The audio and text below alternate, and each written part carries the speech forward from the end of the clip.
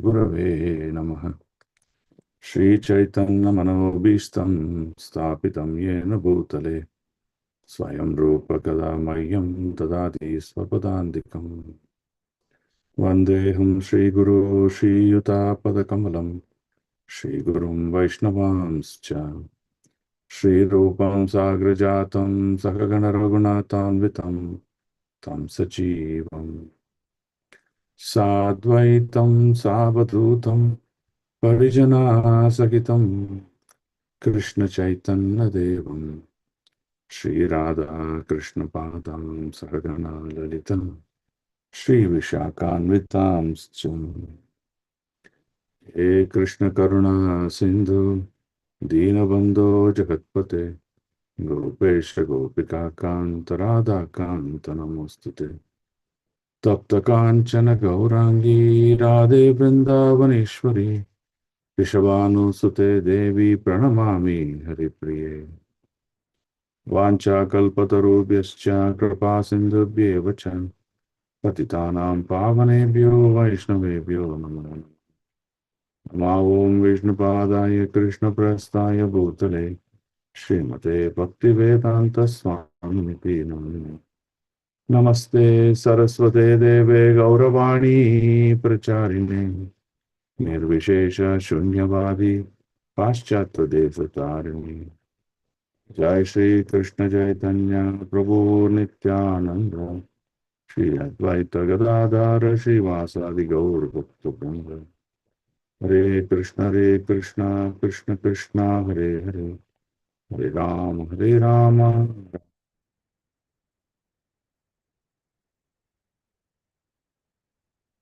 Narayanam Namaskrityam Naram Chaiva Narottamam Devam Saraswatim Vyasam Tato Jayam Mudiraye Nashtaprayeshu Abhadreshu Nityam Bhagavatas Sevaya Bhagavati Uttamasloke Bhakti Bhavati Naistiki Mukam Karoti Vachalam Pangur Langayate Girim Yakripatamaham Vande Shri Gurum Ditarim Ramananda Madhavam Shri Chaitanya Mishwaram Om Namo Bhagavate Vasudevaya. Okay, Hare Krishna, so welcome to morning class. So we're going to continue with the Chatusloki. Okay. So one of the objectives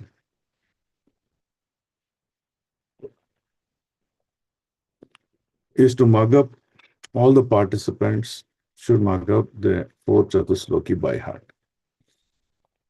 They should know the word-to-word meaning also. They should know the sloka also. And at any point in time, if someone asks the question, what is this Chatusloki, you should be able to clearly explain. Okay. That's the objective of spending a lot of time on Chatusloki. So now 33 is what we did last week, but we will do a summary. I've done a summary of 10 bulleted points, what Chatusloki really means, the reference to the first sloka, that is 33. Okay, so let's try and mug this up. Aham yevasham evagre nanyat yet sat asat param paschadaham yat yetacha yo avashishyate so asmi aham. Okay, let's look at the meaning. Aham, I, the personality embodied, eva, certainly, asam, existed. Eva, only, agre, before the creation, na, never, anyat, anything else, yet all those, sat, the effect, asat, the cause, param, the supreme, paschat, at the end, aham, I, the personality embodied. Yet all these, etat, creation, cha, also, ya, everything, avashishyata, remains, saha, that, asmi, I am, aham, I, the personality embodied. So the meaning was, Brahma, it is I, personality embodied, who was existing before creation, when there was nothing but myself, nor was there the material nature, the cause of this creation. That which you see now is also I. So personality of Godhead, and after annihilation, what remains also the I, the personality of Godhead. Okay. So we will go through into the details of this. We'll try and unlock up this sloka at least 3 times. So all of you who are on the bridge, please ensure that you recite the sloka 3 times. Aham evasham evagre nanyat yat sat asat param paschad aham yat etacha yo avashyasheta so asmi aham. Okay, second time. Aham evasham evagre nanyat yat sat asat param paschad aham yat etacha yo avashyashyeta so asmi aham. Third time. Aham evasham evagre nanyat sat asat param paschad aham yat etacha yo avashyashyeta so asmi aham. Okay. So these are the sloka that you should remember by heart. Okay. So practice more, write it down on a piece of paper, and we will mug this up. Okay. Now, I want to show what has been mentioned in Chaitanya Charitamrita about the sloka number 33. That means the first Chatur sloka. Okay. So let me share the screen for you.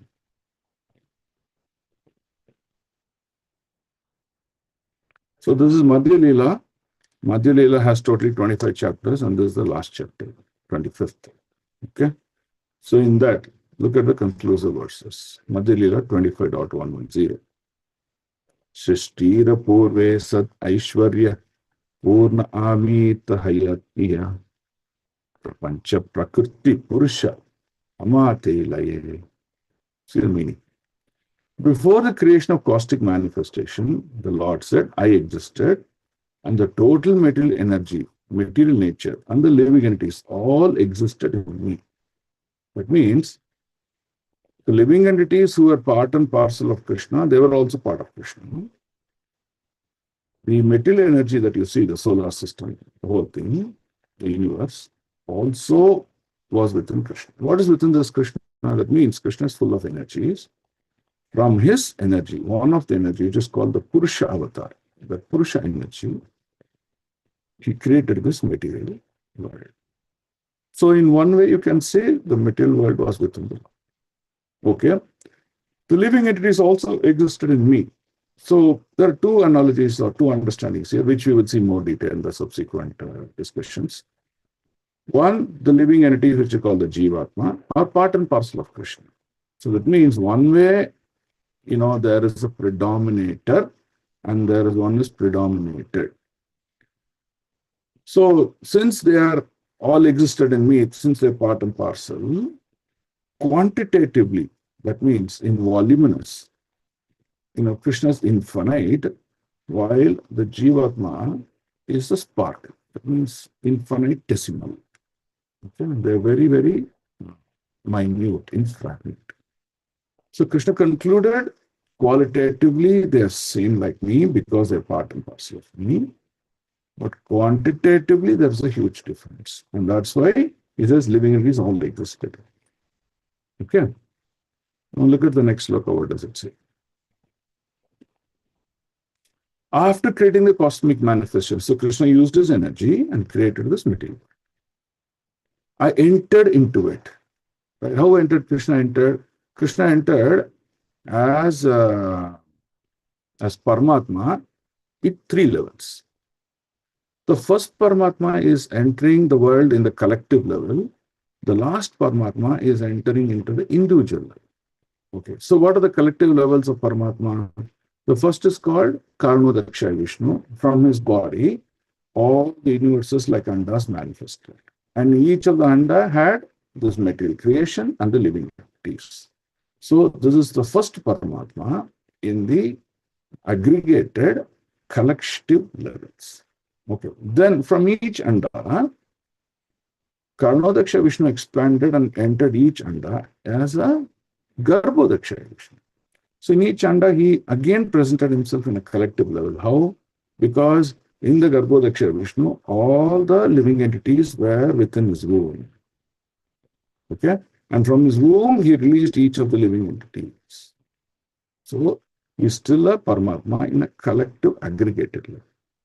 Then, after each and every living entities were created and created with the body, a gross body, and sent into the material world, whether it's Brahmaloka or Pataloka, wherever it may be, according to their karma, they entered and start to perform activities. How did they perform activities?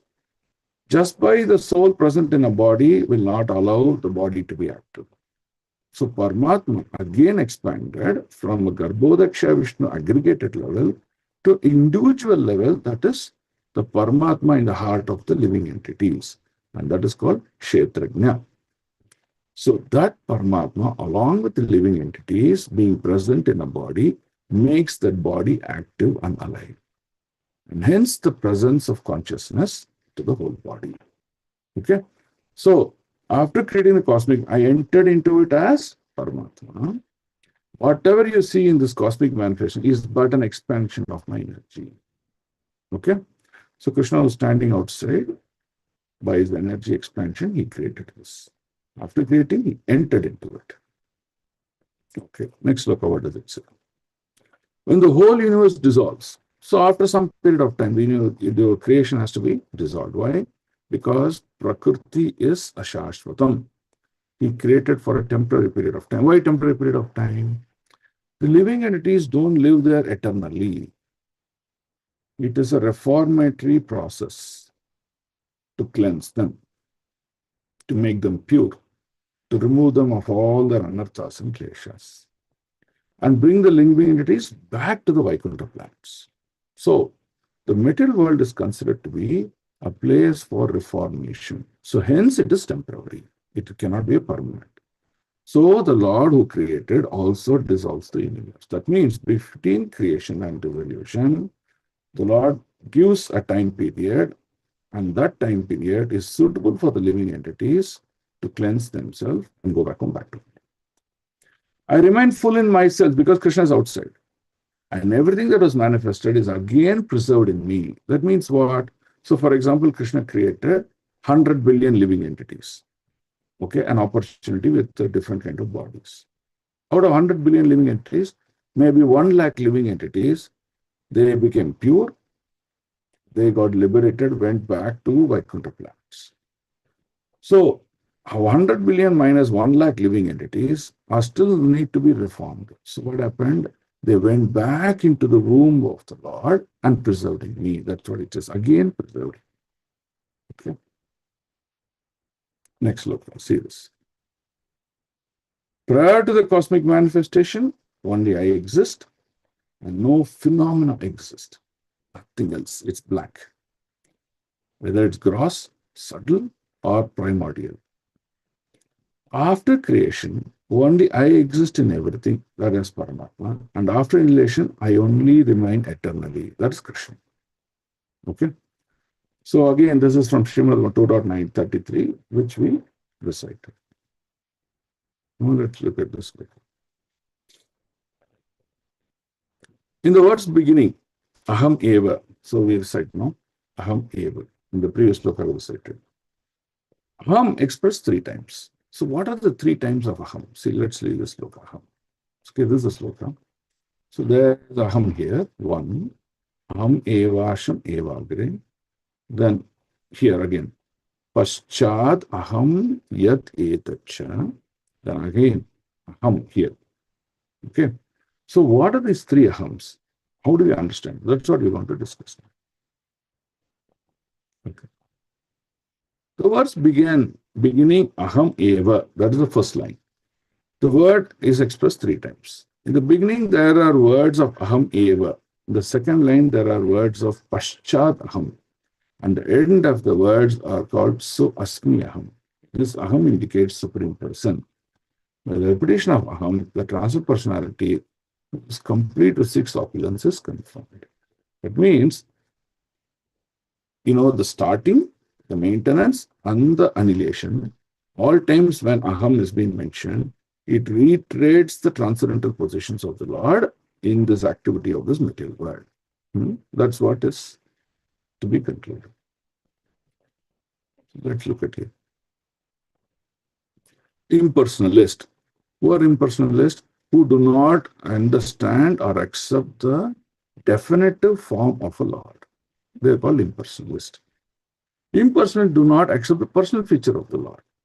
Personality of God is stressed in this verse in order to impress upon them the necessity of accepting Him. Okay, what does that mean?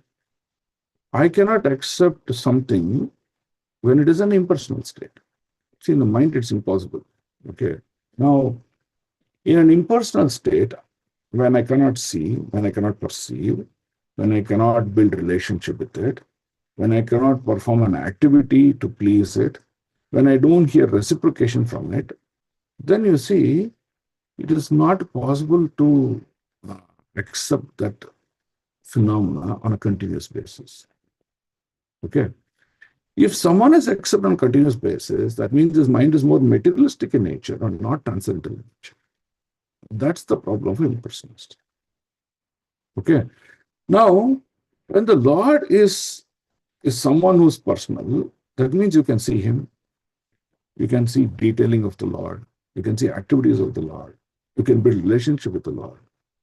When you demonstrate love, the Lord reciprocates that love back to you. All these things are possible. And this is why Lord says, impress upon the necessity of accepting Him. Therefore, the word aham is mentioned 3 times. To stress something important, one is repeated 3 times. Okay. Somewhere also in our learnings, we've seen an importance must be mentioned 3 times, and hence that sloka was constructed. Which sloka was that?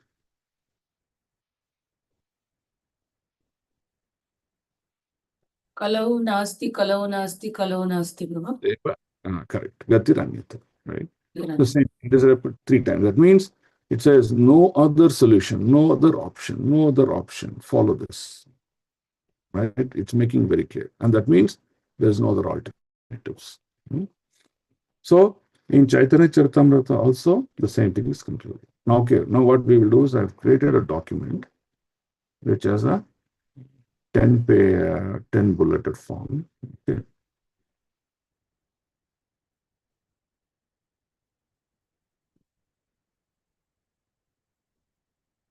I'm sharing. Prabhu, last week document using share, Prabhu. Please share that, Prabhu. Okay, we'll share that.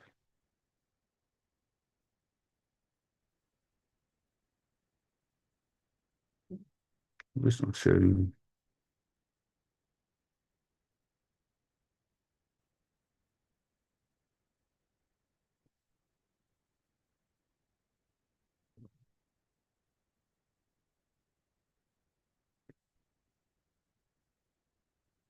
Okay, is this now visible? Maybe I'll make it bigger. Yes, Prabhu.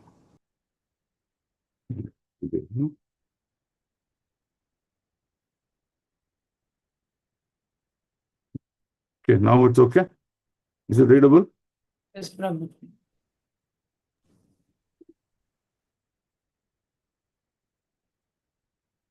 Okay, good. So now each of you can read one bullet here. Okay, and see whether we all can comprehend it nicely. Okay, now each of you start. Shall I, Prabhuji? Yeah, you don't need to ask. Start. Nothing exists beyond the I mentioned in this verse. That I is the absolute truth, the supreme personality of Godhead, the Lord of Vaikuntha, not the all is formless, Brahman of the impersonalist. Hare Krishna. Okay. So Lord is clearly saying there is no impersonal anywhere in this creation. Everything is personal only. Okay. Now, sometimes the formless Brahman is what is considered to be ultimate, but it is not ultimate. Second. Hare Krishna. Yet, yes, again, At a second, I exist as the individual source. Prabhu, please wait. There is someone who started. How you can cut him when you read? Sorry, Prabhu. Hare Krishna. Yeah. Yet a second I exists as the individual soul, non-different from the Lord, who are one in quality with the Creator, yet are the created. Both are individuals. The difference between these I's is their quantity, not their quality. That is, one is the predominator I, and the other is the predominated I. Both I's, the predominator and the predominated, are persons. Brahma is seeing the predominator, I, the Lord, face to face. The predominator is the source of all, and he exists before, during, and after the material creation. Hare Hare. Okay, so let's look at it. He is talking about two personalities. Who are the two personalities? Who are the two eyes here? Paramatma and the Lord living and- entity. Yeah, living. No, not Paramatma, the Lord himself, Bhagavan. Lord himself. Bhagavan is one eye and the living entity is another eye. What's the difference between the Lord and the living entity? Living entity is very, very minute. Bhagavan is large, vast. Qualitatively equal, but Qualitatively quantitatively different. Okay. different. And who is the predominator? Predominator is the Lord, Lord, and predominated is the living entity. living entity. Now look at this statement. Both I, the predominator and predominator, are persons, right? So there is no impersonality anywhere here. Okay. So now, most important question. If predominated and the predominator are Lord himself, that means both are Lord and Krishna. Sorry. So both predominated and both are eyes. Then how is that the Lord is considered as eternal and the living entities are considered temporary? What is making them to become temporary? The material bodies are making them temporary. Correct. The Lord never changes his body. Okay?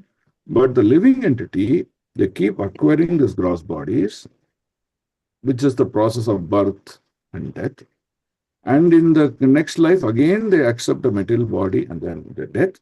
And since that is going on a cyclic manner, it looks like they're temporary, but they're also eternal. The soul is eternal, but because they're changing their bodies, it looks like they are temporary in nature. Okay, but actually it is not. The predominator is the source of all. So what does that mean? Predominator source of all means what? Everything, all the living existing, living beings are part and parcel of the Lord. No. What is the source of all means? Is a creator, maintainer, annihilator. No, The entire creation is by Supreme Lord. Aham sarvasya prabhavo. Okay, he's the source of all. So, okay, we can accept that Aham Sarvasya Prabhu. But to give you another meaning means, let's say you have a tree. A tree has only one trunk. Okay, but it will have thousands of branches and sub-branches and leaves and flowers and buds. Now you see, even though the trunk is one and the branches are innumerable, all the branches, all the sub-branches, the leaves, the flowers are maintained by the main trunk. Okay, what is the proof? If you cut any branch, the tree doesn't die. But if you cut the main trunk, you'll see all the branches, the sub-branches, the leaves and flowers, everything, they die. So, Krishna is the predominator who is the source of life. Okay, so that's what you have to understand. Okay, now let's go to the next point. Someone read? Hare Krishna Prabhu. Srila Prabhupada quotes from Shastra to demonstrate that the Lord as a person exists eternally and transcendentally as the original source of creation. Hare Krishna. So the same point, okay? More detailedly, Prabhupada is controlled. Okay. Now, fourth bullet. Along with the Lord, the spiritual world, the eternal Vaikuntha planets exist in transcendental Variegatedness. Variegatedness. Right. Variegated means with a lot of variety. There is no monotonous. Monotonous means what? Everything will be same. Same color, same quality, same features, same smell, everything same, only one. No, here variegated. Every minute you will see there is variety. That's the beauty. That means the variety in the transcendental world, including the material world, you see unlimited. Okay. So what are the key aspects of this fourth bullet? God lives in the spiritual world. It is eternal in nature and it is called Vaikuntha planets. And it exists in transcendental variegatedness. In the material world, there is variety, but it's not transcendental. Okay. So that's the difference. Okay. Next, someone read. Hare Hare Krishna. Krishna. Please go ahead, Mataji. Hare Krishna. Prabhupada offers quotations from Srimad Bhagavatam and other Shastras to assert the eternal existence of the personality of Godhead. Okay. So, personality of Godhead is the key here, right? If there is a situation where someone says, "Oh, Prabhu, you're practicing so much at the end of your life, when you die, you will merge into the Lord." Right? Now, the living entities also is I, the Supreme Lord also is I. When the personality feature of the Lord is eternal, existing, the personal feature of the living entity is also eternally existing. That means what? After the living entity leaves away its gross body, that means it dies. When it goes back, it continues to maintain its identity. That means there will be two people. One is Bhagavan and the living entity. Even after mukti, even after liberation. So when the living entity is after liberation goes back to the spiritual world, there he continues to perform his activities. The only difference is he was wearing a material body, there is wearing a spiritual body. If someone is a pujari here, performing agarbatti, aratiko seva and things like that, he'll continue to perform that to the Lord. Right? So one may question, oh, there are billions and billions of living entities in spiritual world, but Bhagavan is one. But how is it possible? So that's why you should equate yourself to the Leela of Dwaraka. When Krishna married to 16,000 queens, and each of the queens were different in nature. Some were short, some were tall, some were fat, some were thin. Some were extremely beautiful, some were ordinary looking. Some were very fair complexion, some were darker complexion. So many varieties of 16,000 people were there. What did Krishna do?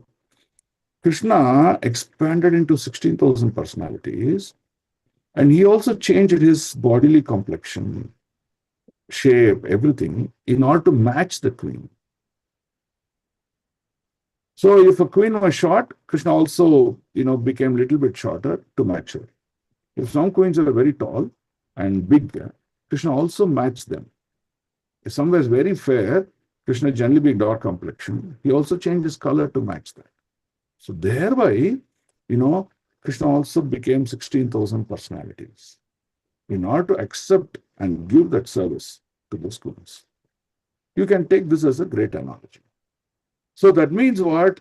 When billions and billions of living entities go back to the spiritual world, Bhagavan will be present according to one's nature of consciousness service to serve them infinitely. That is the beauty. Okay? See, the same Lord, for example, Bangalore. Bangalore alone may have maybe 100 Vishnu temples. And if you go to each Vishnu temple, the actual Vigraha is not same. Some are taller, some are smaller, some are lying down, some are made of metal, some are made up of stone, some are made up of wood. Look at the variety. And that is what we want to see. Okay? Yeah. Next, someone read. Hare Krishna Prabhu. Hare Krishna. Read. The Lord exists personally but works through his energies. Just as a king lives and acts through his government, his energies. even though the king may not be seen in every government office, he is nevertheless the source of all government power. Very good. So now, if we go to various government offices, how do you feel the presence of the top person, the king or the prime minister? How do you see his presence there? What have you noticed? The rules are Sorry, one at a time. How have you noticed the presence of the president or the prime minister in every government office?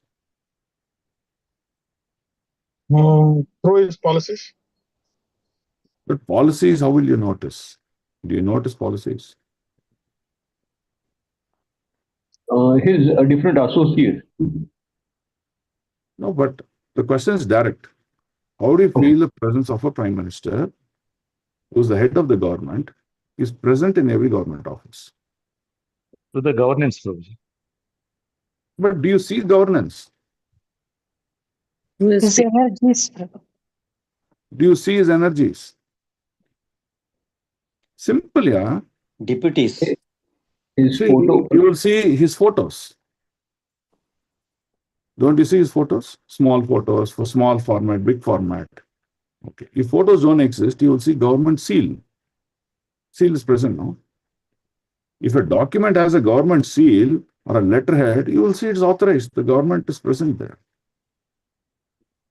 Yes or no? Simple. No? Yes, Prabhu. Very simple. You go pay your tax receipt. You will see government seal and government heading, Bruhat Bangalore Manahara Palike. You will see the BBMP. Then you will see it's authentic. It's government. When you don't see the heading, even though all contents are there, will you accept as authentic? No, we'll doubt. Simple. That's all. So like that, you see, he's giving the same analogy here. Lord is present. Huh? Okay. Okay, next sloka, next point. Please see it. Krishna. The Lord exists personally, but Srila Prabhupada presents Shastric evidence to demonstrate that Krishna existed prior to the Purusha avatars. Yeah. So prior to the Purusha avatars, what are the Purusha avatars? What are the Purusha avatars? Mahavishnu, No. Karanadakashayi What's the Vishnu. first Purusha avatar? Karanodakashayi Vishnu. Karanadakashayi Vishnu. First Purusha avatar. Karanadakashayi Vishnu. No, that is collective Paramatma. What's first Purusha avatar? Narayana. Narayana is the first representation of Purusha avatar. And from Narayana comes Mahavishnu. And Mahavishnu's representation is Karanadaksha Vishnu. Karanadaksha Vishnu second. Garbhodaksha. Garbhodaksha Vishnu third. Kshirodaksha. So this is the Purusha avatars. Okay. Yeah. Eighth. Who's going to read eighth? The Lord is impersonal through his energies in the material world form with one's material senses. In that way, it can be said that but he is ultimately personal.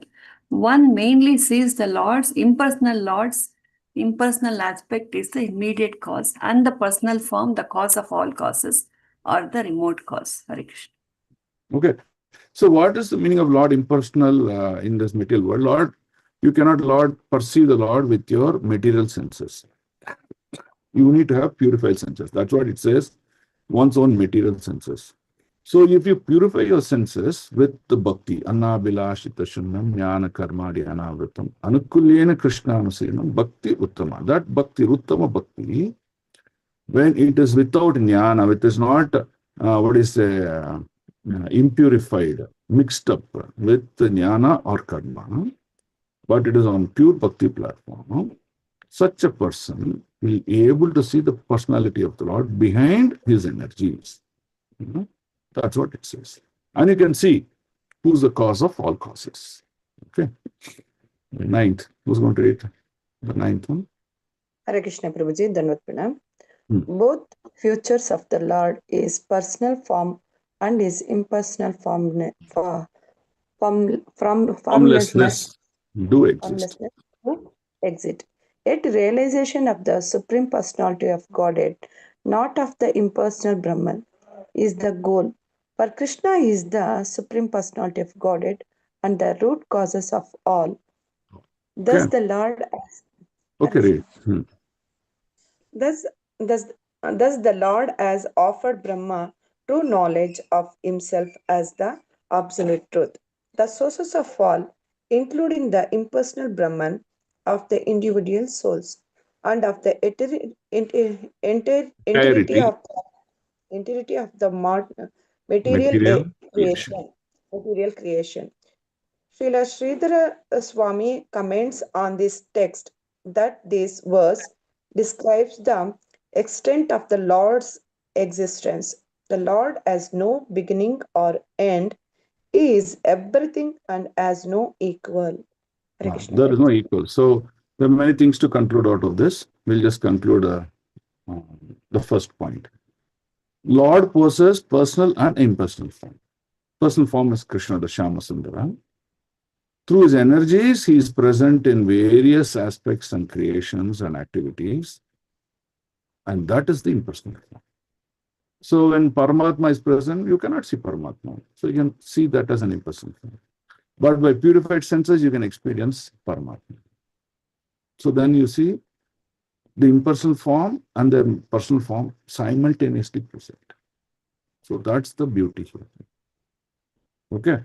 So it is all connected to one who realizes this ability of the Supreme Personality of God. Okay. However, Prabhupada is clearly clarifying what is the goal of one's life? The goal of one's life is not the impersonal form of the Lord, it is the personal form of the Lord. And that should be the goal of it. We shall never go behind anything impersonal. Right? Correct. Then, from this, you can see Krishna teaches Brahma with this knowledge. Okay. Now, Sridhar Swami comments on this text very, very brilliant. It says, Lord has no beginning or end. He is everything and has no equal. Right? So this no equal is very important to understand because a lot of people confuse. There are two levels of confusion that we have in the society or understanding of the Shastras also. Okay. First is, you see, people think Shastra is supreme, knowledge is supreme, and they do not understand. Knowledge comes from a person. Okay. So that doesn't misunderstand. Second, because knowledge is supreme, you see the material world, the science in the material world has become stronger and stronger and stronger, and people go behind it. Okay. So that is called Sankhya philosophy. So that is the wrong Sankhya philosophy. Okay. The second one, many people think that the here Devatas, right, the 3.3 crore demigods are also equivalent to the Lord. No, they are not equal to them. That's what it says. There is no one equal. Right? So if the demigods are also not equal, then what are they? That is a question that comes. So then Shastra explains more detailedly what are they? What is their position? How did they get created? Do they live eternally? Why there are so many creations? All those things that comes into the question. So it clarifies Shastra is not supreme or equal to the Supreme Lord. Demigods that here Devatas are also not equal or supreme to Lord. Third most important is we may come to contact with some special personalities who are very powerful, right? So if you read Shastra, you can see there are many, many powerful.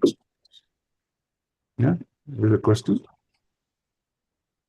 Okay. So first thing, I'll give you an example of Vali. Okay, Vali and Sugriva. So when they went to fight, Sugriva was getting lost. The reason was very simple. Whenever Sugriva went in front of Vali, Vali took away 50% of his strength by his Siddhic power. So that means, even though Vali and Sugriva are equal in strength, now Sugriva became 50% weaker. And that went to Vali. That means Vali became 1.5 times stronger than Sugriva. So now you can see there are many Siddhic powers. Some people may look at this and say, oh, Ali is the most ultimate, let me worship him. Right? So under different time, place, circumstances, you will see many of them, they've exhibited great strengths and weaknesses. we cannot conclude them as the Supreme Lord. You can consider them as intermittent passing, potencies of this energy being exhibited, right? So that's what they are. So you should know who's Lord and who's acting like Lord. Okay, so Bhagavatam clarifies. Okay, so is the first sloka very clear as to what is Lord saying? Any doubt now?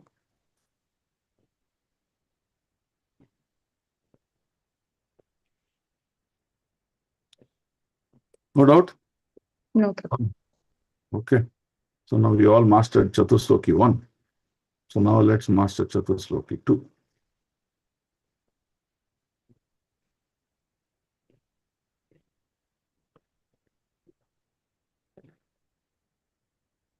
Okay. Is my audio clear?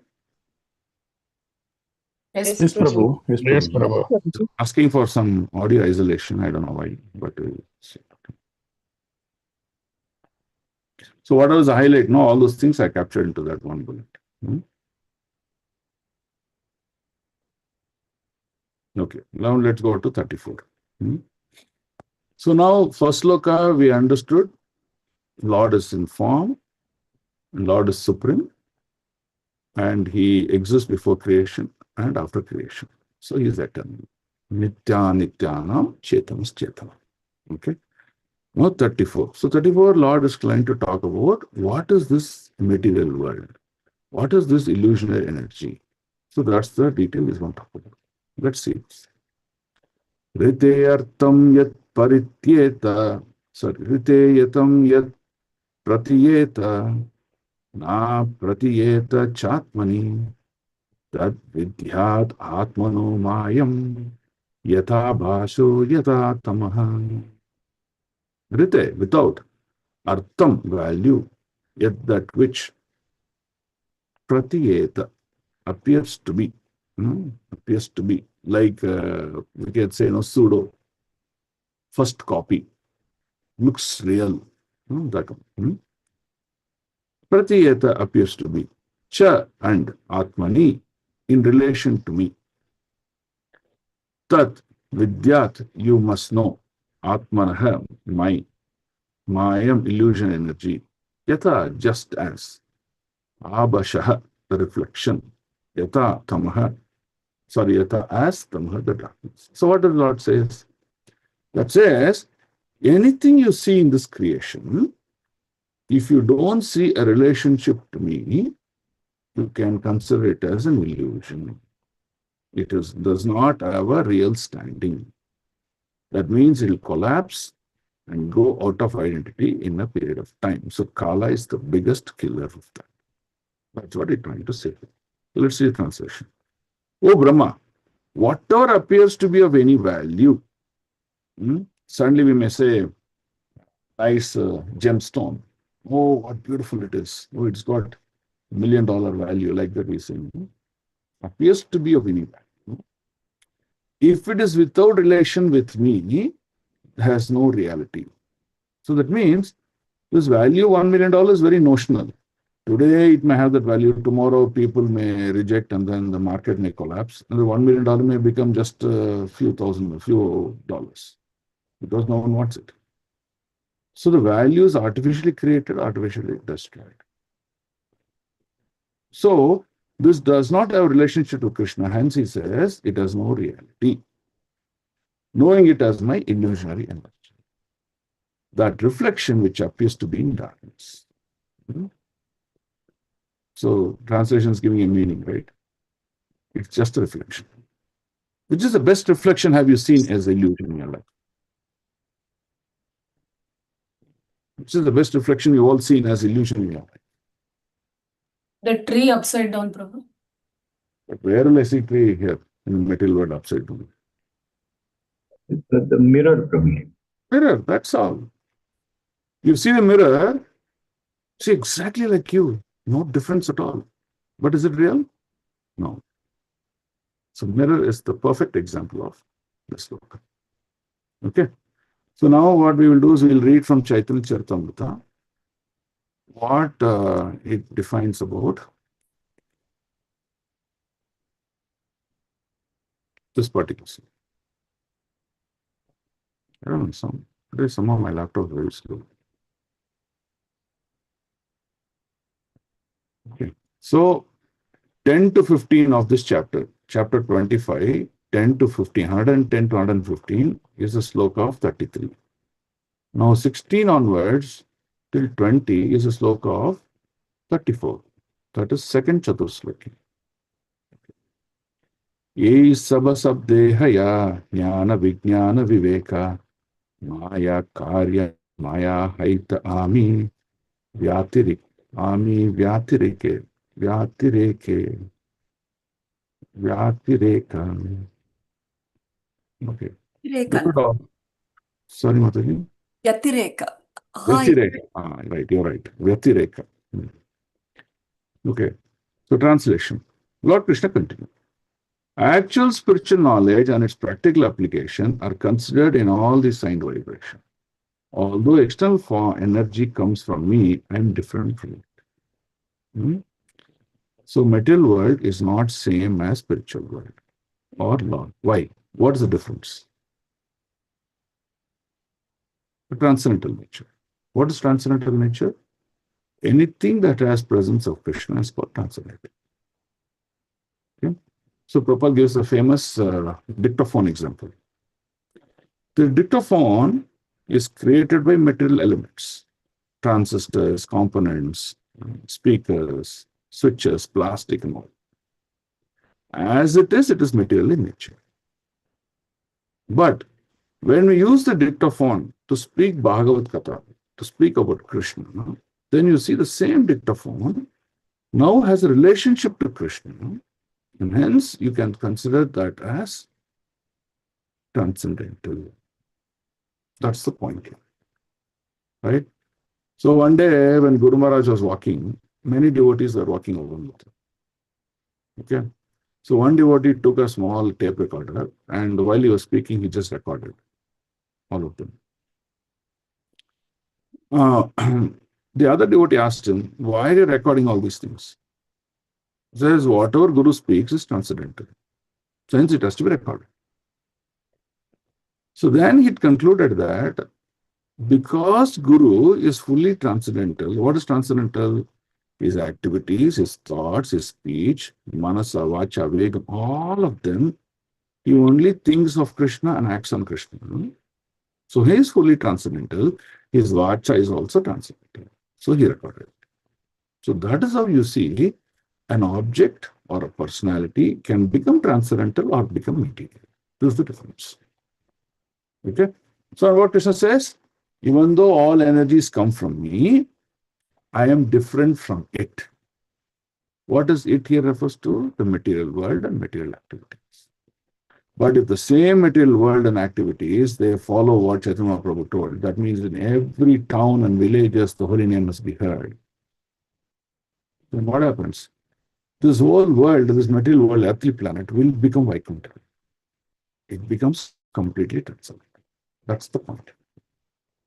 Okay? Let's go to the next slide. 117. Sometimes a reflection of the sun is experienced in a place of the sun, but its illumination is never possible independent of the sun. That's the beauty. So what does it say here? You go to a swimming pool or a water body, in a nice scorching sunny day, you can see the sun reflection of the water. Or you just take a bucket of water and keep it in the sun, you can see the reflection. But what it says is, you cannot conclude reflection as reality. Why? Once a cloud comes and covers the sun, then you see all these reflections in a water body, in a pool, in a bucket of water, everything goes away. Then you can see this is not reality. That's the point to understand what is experience with Krishna and what is experience without Krishna. Okay? So now you can understand reflection. The reflection cannot exist without its source. So if we see reflections, it is not without the source. Okay. Go to the next slide. When one is transcendently situated, he can perceive me. Krishna declares that. What is transcendently situated? Just like we talked about Guru. Gurudev sees Krishna in all the aspects of his life, whether it's eating, whether it is speaking, walking, sleeping, everywhere he sees presence of Krishna. That means his consciousness is fully molded to become transcendent. Then he can see Krishna. Okay. So now, once Radharani told Krishna that I'm unable to take my vision of you.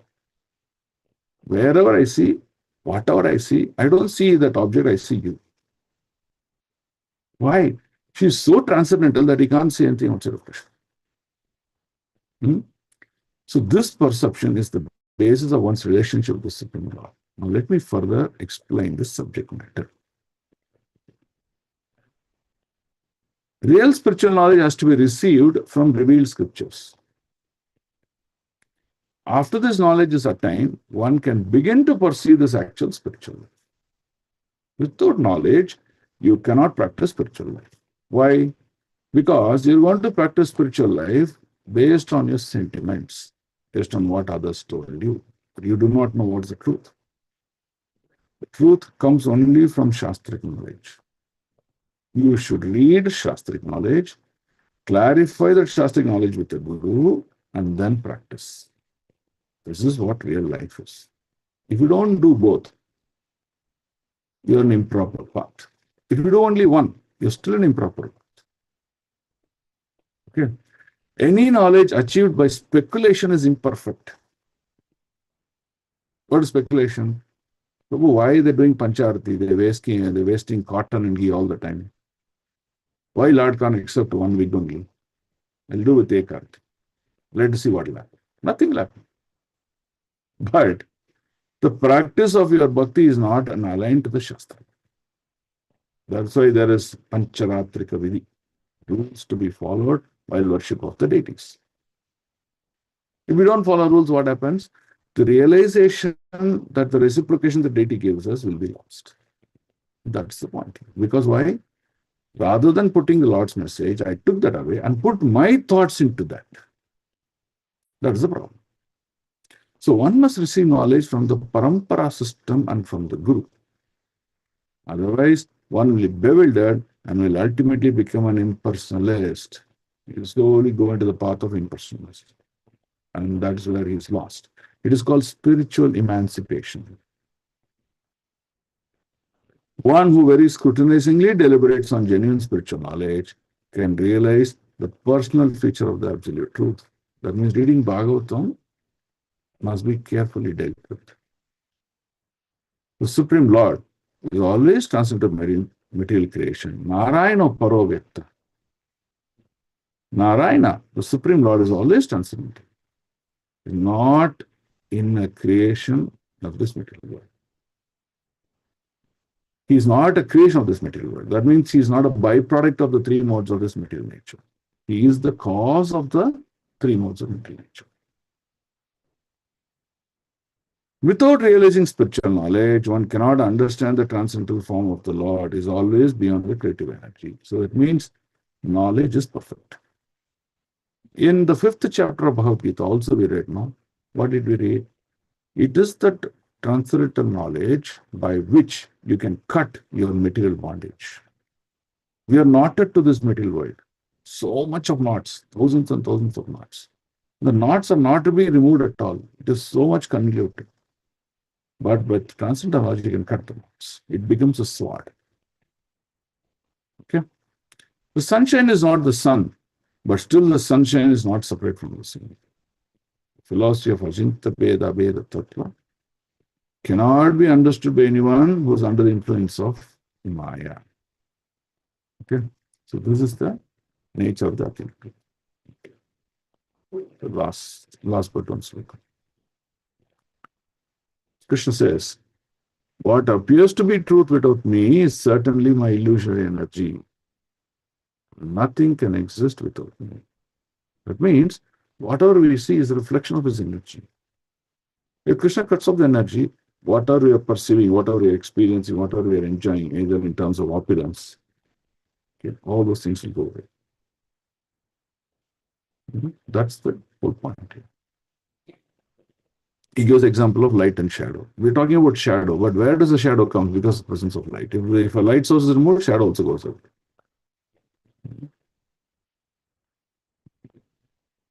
So now please hear me, the process of devotion service, which is applicable in any country for any person at all times and in all circumstances. But this is not Chatusloka explanation. This is the next part of it, which is practice of bhakti. So we'll go to the summary.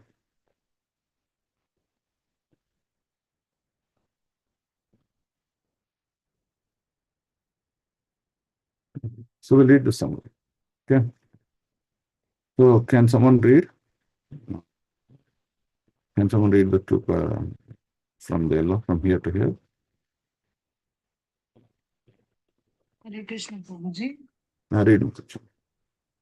Nothing is separate from the Lord, and the Lord describes the action of his illusory Maya potency in text 34, which is the second seed verse. O Brahma, whatever appears to be of any value, if it is without relation to me, has no reality. Know it as my illusory energy, that reflection which appears to be in darkness. Once one has assimilated the Lord's position as he described it in text 33, one can understand that nothing is separate from him. Thus, he is known as the Absolute Truth. In his purport to text 34, as cited in Chaitanya Charitamrita Adi Leela 1.54, Srila Prabhupada clarifies the difference between absolute and relative truths. Since it is difficult to understand the distinction between the absolute and relative truths, an analogy can be given for clarification. The absolute truth can be compared to the sun, which is appreciated in terms of two relative truths, reflection and darkness. Darkness is the absence of sunshine, and a reflection is projection of sunlight into darkness. Neither darkness nor reflection has an independent existence. Darkness comes when the sunshine is blocked. For example, if one stands facing the sun, his back will be in darkness. Since darkness stands in the absence of the sun, it is therefore relative to the sun. The spiritual world is compared to the real sunshine, and the material world is compared to the dark regions where the sun is not visible. Okay, so now you can see, you have to read this paragraph also. Now you can see why our material planets are darker. It is the shadow energy. Okay, read this also, Madhu. That which appears. That which appears to be separate or independent appears as such only due to the Lord's illusory energy, Maya, which is also supported by and rests in him. Yet the Lord himself, as well as his qualities, pastimes, and associates, are fully transcendental, beyond Maya's realm. Those in Maya's grip, however, will perceive the Lord as if he too were within Maya. Conversely, those who are free from Maya can perceive Krishna as an entity separate from Maya. It is impossible for those suffering from material illusion to know and love the Supreme Personality of Godhead. Therefore, one should give up illusion. That's the conclusion, right? So the last paragraph clearly tells that when we are in Maya, we think everyone else in Maya, right? So for example, if I'm in love, I think the whole world is in love. When I'm in hatred, I think everyone is in hatred.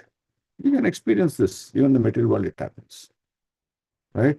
If I'm a thief, if I have the feeling of, stealing, I'll see everyone steals in this world. That's the beauty of Maya, right? So now I am in Maya. So what do I think? I'll say Krishna is also part of Maya and he is in. So that's how this Mayavada philosophy is. Consider that Shastra to be supreme and Krishna not to be supreme. They confuse all these things, right? So what should be the first goal of our life? What should be the first goal of our life? What is the highlight here? Give up the illusion. One should give up illusion. Come to reality. That is when we will begin our devotion life. And how do you give up illusion? How do you give up illusion, Prabhu? Having a strong faith, Prabhu. Daivihi esha gunamayi amammaya Dharatyaya.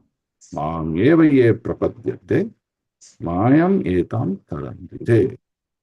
Begin the process of devotional service step by step. Take association of devotees. Keep the Shastra dear to your heart. Read them. Consume Krishna Prasad. Always be in the mode of service to other Vaishnavas. You'll see, Mayam etam tarantite. The illusion of Maya will go away. What will happen? You'll be able to do? You'll be able to do prapadyate. That means you'll be able to surrender to Krishna. If you don't do this process, then Maya will keep on taking you deeper and deeper and never let you to get out. Okay, so now these 10 bullets, they talk about 34, the sloka summary. So each devotee can read one bullet and we can conclude the second Chatusloka. Yeah. Hare Krishna, the material world is always changing, but is not false, for it rests on the Lord. One's tendency to accept something that changes as eternal is an illusion caused by Maya. Hare Krishna. Okay. We know everything is changing here in this material world, but we still make eternal plans. I will live for here eternally. I'll keep on making plans like that. It's stupid, right? Second. Hare Please Krishna. The material world should be accepted as a reflection of actual reality, as reflected lights shining in the darkness. Shining in the darkness. Good. Third. Hare Krishna. Maya's last two traps are when living entities think themselves the Lord or imagine that the Lord is formless. Under all circumstances, both the Lord and the living entity possesses form. Yeah. So that means in this entire creation, whether in the Vaikuntha planets or the material world, there is no formlessness anywhere. Everything is form. Some things are manifested, some things are unmanifested. That's not vision to our eyes. Fourth. The Vedanta Sutra confirms that everything comes from and is connected to the Lord. Okay, when do we don't see the connection to the Lord?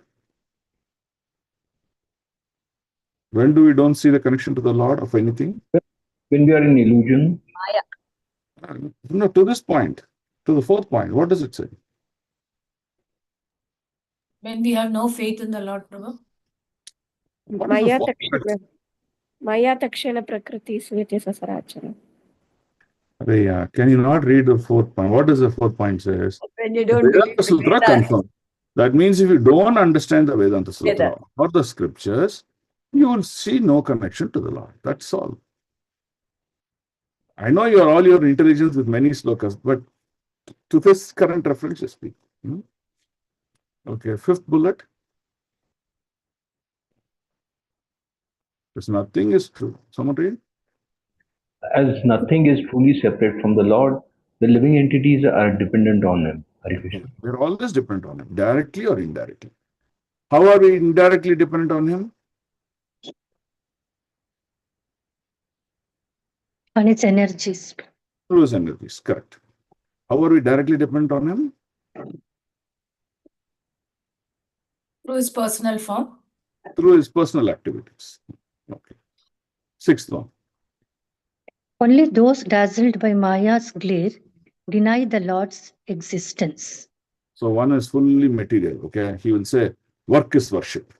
Okay, he'll slog and work. Right? Because he's fully controlled by Maya. Maya tells, oh, the more you work, the more you benefit. And he says, oh, that's what it is, I keep working. Right? So Maya camouflages him from the truth.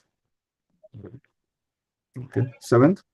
7. A sane man takes enlightenment from the disciplic succession, beginning with Brahma, who was personally instructed by the Lord. A sane man thus knows the Lord's position as the source, maintainer, and also annihilator of all that is, and becomes the Lord's pure servant. Hare Krishna. Hare Krishna. So first is hear from a guru, hear from a proper disciplic succession, understand the position of the Lord. Right? Once you understand the position of the Lord and with proper hearing, what do you become? You become Dasa, Dasa, and Dasa. Okay. 8th.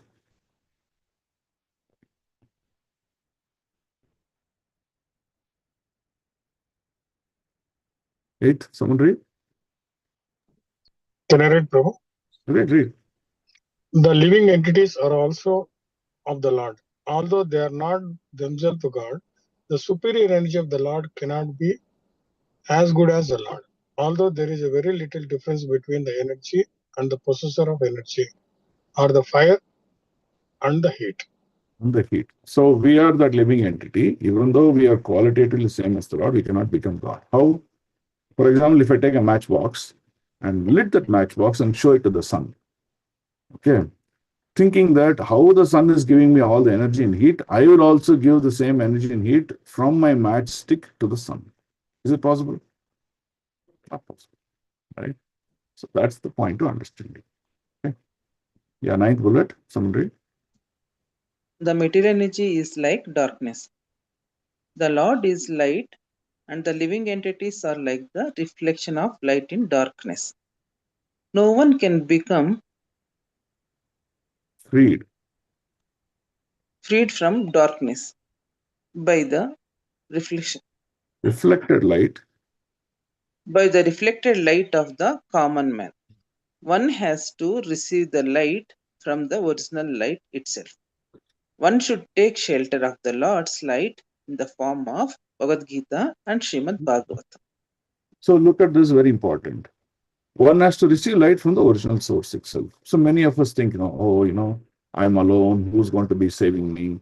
Will my son save me? Will my uncle save me? Will my cousin save me? Who will take care of me? No. For all of us, Lord is the Savior. Lord is the caretaker. If we really connect to the Lord, He will care. Rather than depending on others, rather than depending on other devatas, rather than depending on other things in this material world, depend on the Lord. Okay? Take your Bhagavad Gita and Bhagavatam as the near and dearmost to your life and depend on the Lord. Everything you depend on Him. Don't depend on anything else. Okay? So this is conclusive. Last bullet, someone read.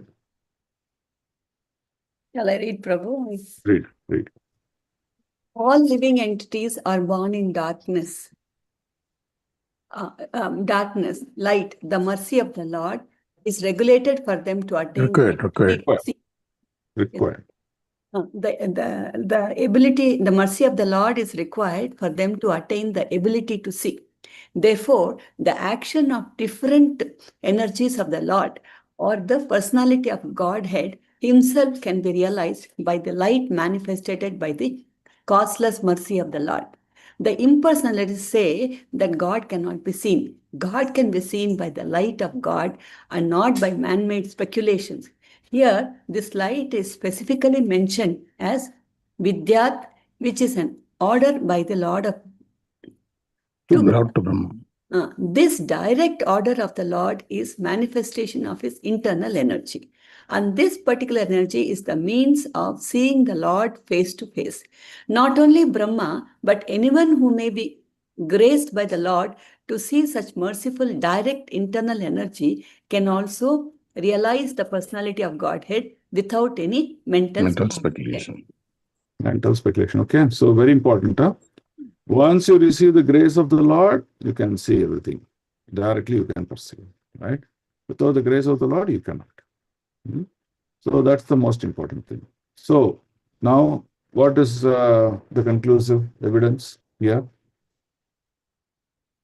The action or different energy of the Lord or person of God Himself can be realized by the light manifested by the causeless mercy of the Lord. What does this mean?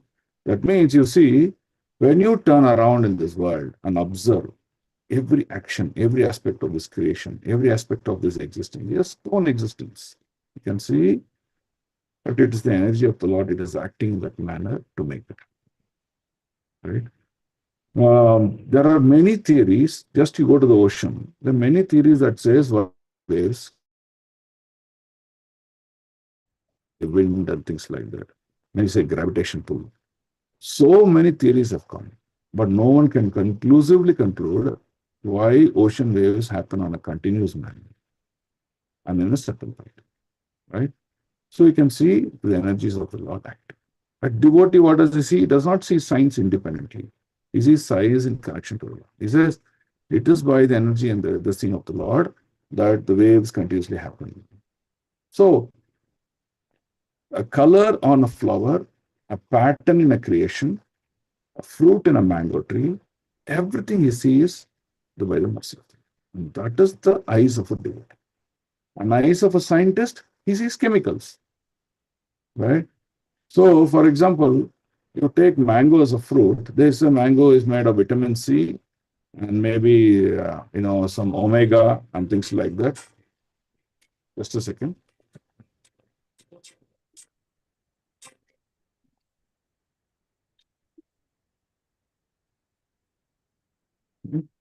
Like that he sees. So that is the difference. Okay. So by practice of bhakti, by the mercy of the Lord, we can overcome all the illusion created by Maya. Though we are living here, we will be clearly having the vision and see the truth. That is the beauty. Okay. This is clear? So now we understood Maya, the power of illusion of Lord.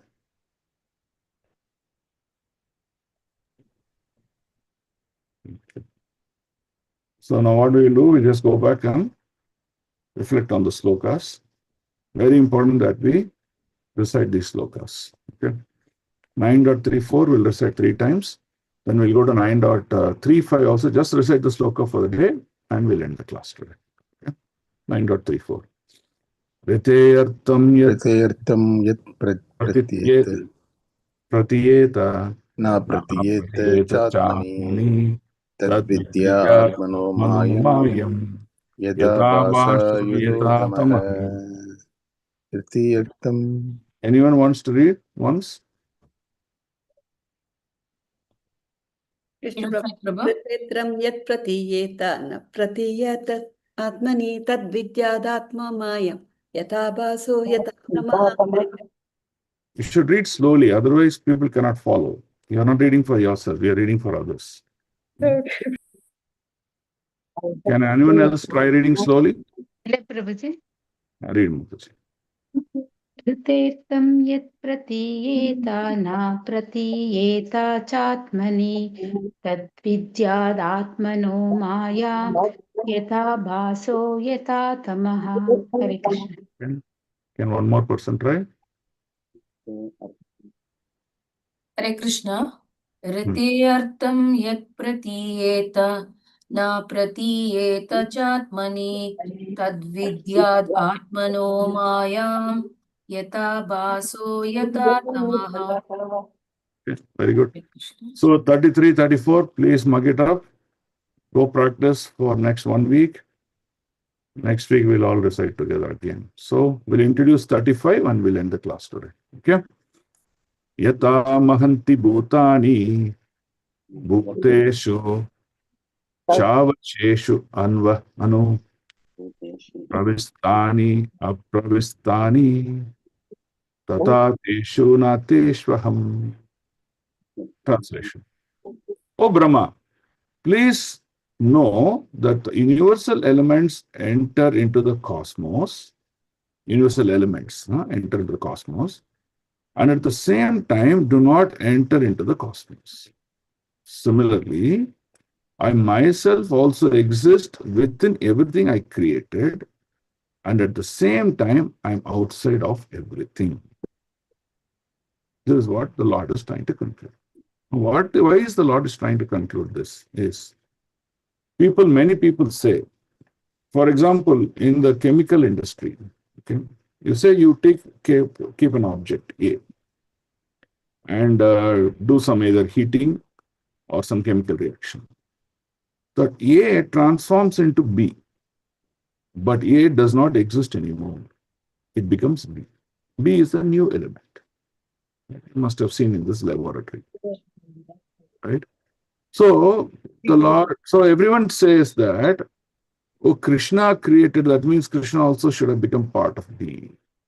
From A to B, Krishna should have also become part of B. So Krishna says, no. There's some sound disturbance. If you can all go mute, it will be better. So what is the conclusion here? What does the Lord say? I use my energy to create material element B. I neither transform nor become part of B. However, by my external Achinta Shakti, I'm also present in B in a different form to understand the variegatedness, to understand the activities. That's what he says. So that means A does not transform into B, but A gives birth to B, and A is the cause of B's existence, and A will be the cause of B's dissolution. That's what Krishna is trying to tell. So hence, A, who's Krishna, is unchanged. Prabhupada gives this very famous mathematical example. He says, 1 plus 1 is equal to 2 in the material world. 1 minus 1 is equal to 0 in the material world. But with Krishna, 1 plus 1 is equal to 1. 1 minus 1 is equal to 1. What does that mean? That means whatever you add into Krishna, he still remains Krishna only. That why is 1 plus 1 is equal to 1. Whatever you take it away from Krishna, that is 1 minus 1, still Krishna remains as it is. So whether you add or take away, Krishna remains same. That's the mathematical logic Prabhupada gives. That tells the source, infinite source of the law. So that's what we're going to see in this sloka. We're going to see very detailing. If you get time, read the purports so that we can have much more, dedicated discussions about this. Okay. So any questions for today's discussion?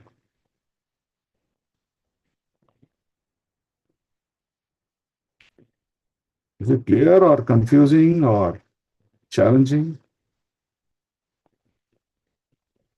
Careful. Clear? Okay.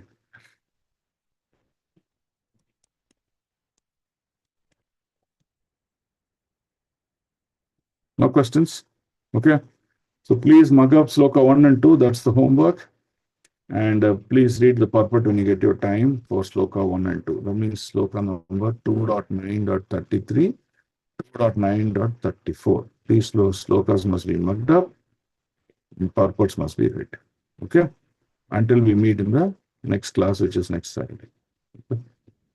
Vandara Srimad Bhagavatham Canto Prabhupada ki jai.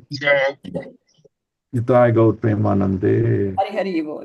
Vancha Kalpatarubhyascha Kripa Sindhubhyevacha Patitanam Pavanebhyo Vaishnavebhyo Namo Ananta Koti Vaishnava Vrinda ki jai. Vaishnava Thakur Srila Prabhupada ki jai.